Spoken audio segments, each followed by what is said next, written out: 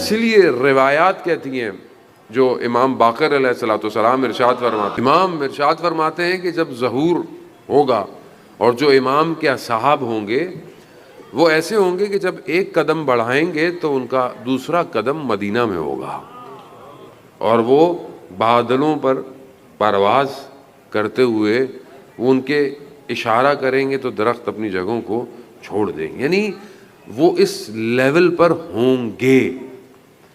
تو کیا ہم اپنے آپ کو اس قابل بنا رہے ہیں کہ ہم اپنے امام تک پہنچیں؟ کیسے پہنچیں؟ لیکن دونوں چیزوں کو بیلنس کریں۔ گمراہی بھرپور ہے، اس ٹائم بھرپور گمراہی ہے معاشرے کے اندر، چاہے وہ کوئی بھی ہو۔ دیکھیں شیطان کسی کا دوست نہیں ہے، کسی کا دوست نہیں۔ کوئی یہ سمجھے کہ وہ اس کا دوست، شیطان کو اپنا کام انجام دینا ہے۔ شیطان نے فرعون کو نہیں چھوڑا۔ فرعون یہ جو اپنے آپ کو انا ربکم الاعلی کہہ رہا ہے، شیطان تو اتنا آخری وقت تک انسان کے پیچھے لگتا ہے کہ شیطان نے فرعون کو اسی پانی میں اتارا جس جگہ کو موسیٰ کے رب نے خالی کیا تھا، اور اپنے آپ کو رب کہہ رہا تھا، اس جگہ آیا، وہاں بھی آخری وقت تک پیچھے بھیجا، اور اس کے بعد کیا ہوا؟ پانی آیا اور گیا۔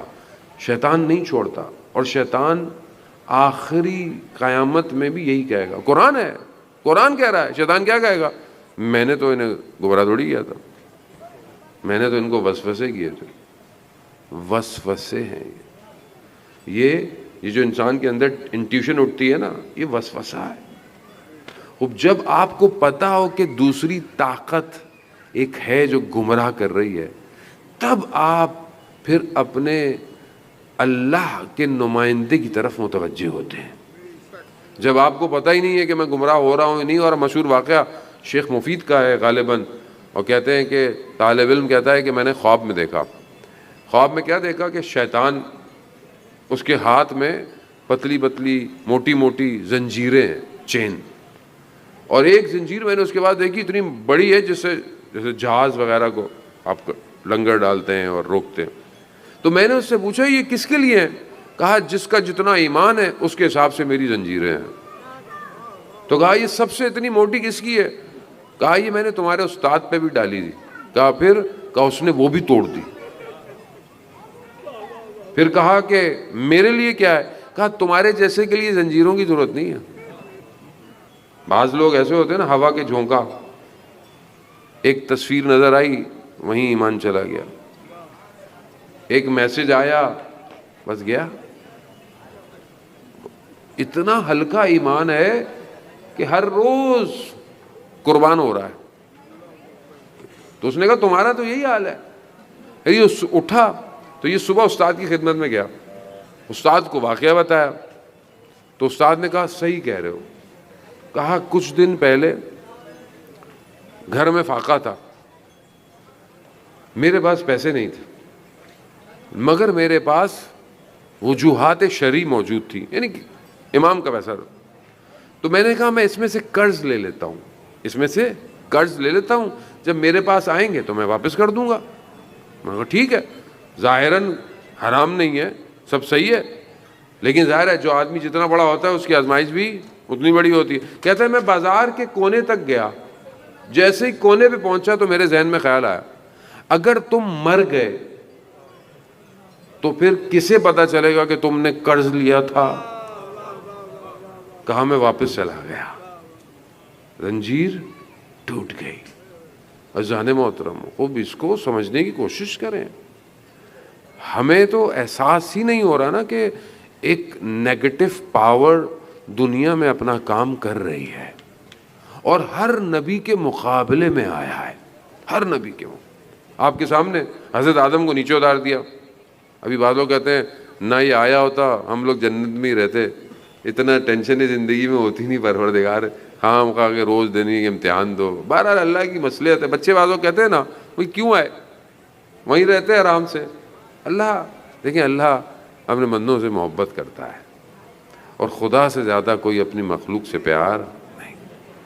یہ بھی خدا کا اپنا لطف ہے کہ وہ آزمائش میں ڈال کر اپنے بندے کو امتحان لینا چاہتا ہے۔ یہ اس سے کس چیز کی، اس کو میرے سجدوں کی ضرورت ہے؟ میرے سجدے ویسے کھوکھلے ہیں، میں تو سجدہ کرتا ہوں میرا دھیان کہیں اور ہے. میں اپنی بات کر رہا ہوں، آپ کو نہیں خدا نخواستہ کہہ رہا. نہیں، اس کی اپنی آزمائش. حابیل قابیل، شیطان. حضرت نوح کو اذیتیں، شیطان. حضرت یوسف کے بھائیوں کو مشورہ کس نے دیا؟ شیطان.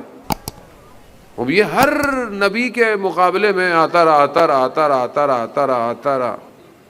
آتے آتے آتے مدینہ پہنچ گیا، مکہ آ گیا. مکہ میں جب انہوں نے دیکھا کہ اب رسول تو مان ہی نہیں رہے، یہ تو یتیم بچہ، جس کو یہ کہتے تھے نا یہ تو یتیم ہے، مگر کہاں یہ نبوت، یہ اپنے آپ کو کہتا ہے کہ میں اللہ کا نبی ہوں. اب یہ پریشان ہے عرب بیٹھے ہوئے، ان کی سمجھ میں نہیں آ رہا. انہوں نے ساری آفریں دے دی، بادشاہی لے لو، یہ لے لو، دولت لے لو، فلانا لے لو، لیکن ہمارے بتوں کو کچھ نہیں بولو. پھر شیطان آیا، مشورہ دیا کہ اس کو مار دو. نعوذ باللہ. کہا کیسے ماریں؟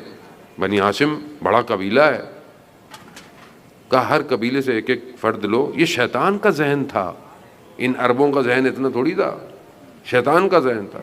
ایک ایک جمع کرو، اٹیک کرو. یہ سب سے نہیں لڑیں گے.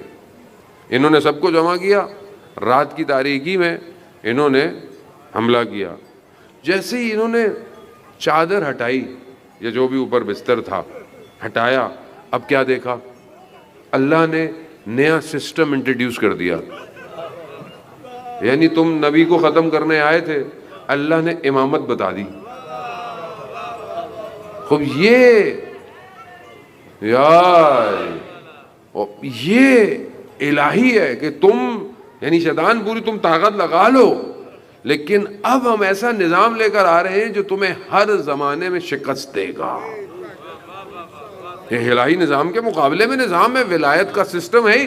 دنیا آج کیوں نقصان میں ہے؟ اسی ولایت کی نہ ہونے کی وجہ سے.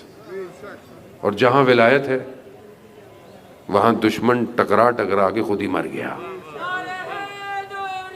یار یہی دیکھیں، یہی تو ہے کہ آپ سمجھیں کربلا کو. کربلا حادثہ نہیں اچانک سے ہو گیا اور ہو گیا، نہیں. یعنی یہاں شیطان اپنے پورے حربے لگاتا لگاتا بدر میں اس نے کوشش کی، اکسایا باہر نکلو، ان کو ابھی مار دو، تھوڑے سے ہیں، ان کے پاس تلواریں بھی نہیں ہیں، ان کے پاس گھوڑے بھی نہیں ہیں، یہ تو تھوڑے سے، اکثر تو پیدل تھے. مگر وہاں پہ بھی ولایت کا سسٹم. یہ کہتے تھے کہ ہمیں تو ایک ہی نظر آتا ہے مارتے وقت. سسٹم ہے، یہ سسٹم ہے. اس میں رشتہ داری کی بات نہیں ہے، گھر کی بات نہیں ہے، الہی سسٹم ہے. اب یہ سسٹم ایسا آیا خیبر میں، خندق میں، ہر جگہ یہی سسٹم نظر آتا گیا. بہرحال رسول نے سسٹم کو آفیشیلی بھی انٹروڈیوس کرا دیا.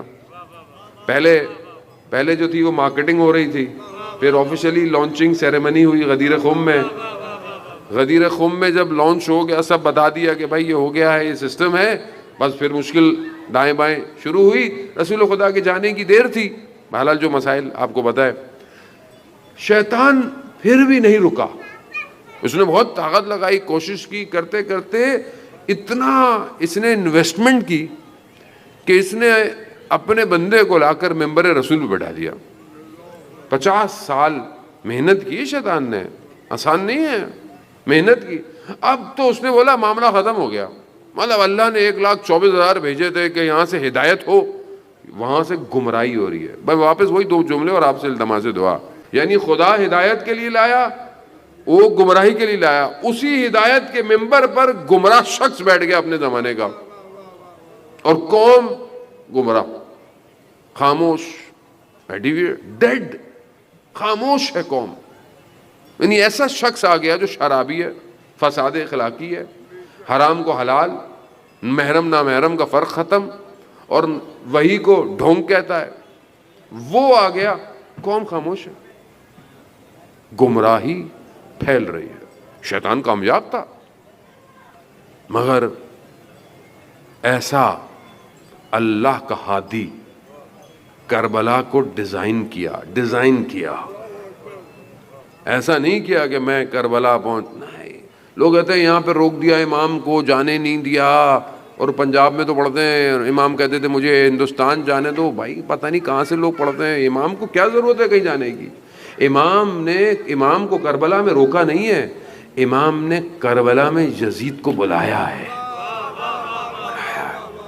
یعنی اللہ کا ہادی ہے، ہم سمجھ نہیں رہے. وہ جو 1,24,000 تھے ان کا وارث ہے یہ. اس نے کربلا کو ڈیزائن کیا، ایسا ڈیزائن کیا کہ 6 مہینے کے بچے سے وقت کے یزید کا نقاب کھینچ دیا.